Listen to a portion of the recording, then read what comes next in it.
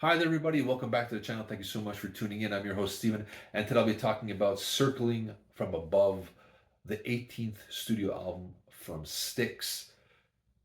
I think they've been on a roll since The Mission, and I was looking forward to this album. I do not have the CD, although it I'm kind of disappointed because I ordered it on Amazon thinking they're going to do the same thing as Styx World. Because in Styx World, they're doing it as if you buy the CD or the vinyl, they're going to send it to you right away. July 18th is where it's going to be on streaming services. They're doing it old school, like when I grew up, where you had physical media first.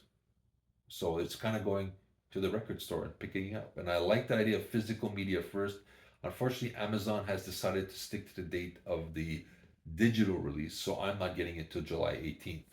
So I have heard it online. Some people have been putting it on YouTube, so I've heard the songs, but I don't like really reviewing it unless I have the CD in my hand, look at the booklet, read it a bit, put it on. So I'm gonna just give you like my initial thoughts on it. I will come back to it in July. But I'm going to say this is a very vocal driven album, a very progressive rock album, much more than the last two releases. What's missing for me is the guitar, the meteor guitar licks, that arena rock sound, because they Styx used to merge progressive rock with arena rock and theatrical. This is much more, again, progressive and vocally driven record. The harmonies are outstanding. Again, they've brought in influences such as the Beatles and Queen, which really works with the harmonizations that they do on some of the tracks. Some of my favorites on here, the lead single "Build and Destroy." I think Lawrence Gowan's vocals are fantastic. "Michigan" is a great little rocker from Tommy Shaw.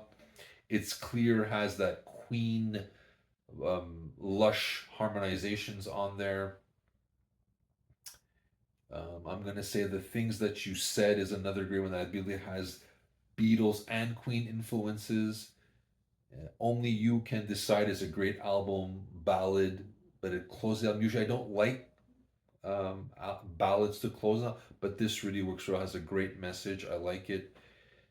What else? The only song I didn't like is "We Lost the Wheel Again." I think it's Will that's singing this, and not Tommy or Lawrence. But it sounds like his vocals are coming from a demo tape. It's not like it's fully realized. I don't know what they were trying to accomplish with that song, but it didn't work for me. Overall, again, great song, great album. 41 minutes long, is short and sweet, like their last two. What I think is missing again is the meteor guitar playing, you know. But because Styx, like I said, had that knack of incorporating arena rock into their progressive roots, especially when Tommy Shaw walked in. So this is kind of missing that. It's not a bad thing. This just makes it a different album than the last two, which is not a bad thing to change it up a little bit. I'm keep waiting for that to go on and it doesn't really happen, but that's okay.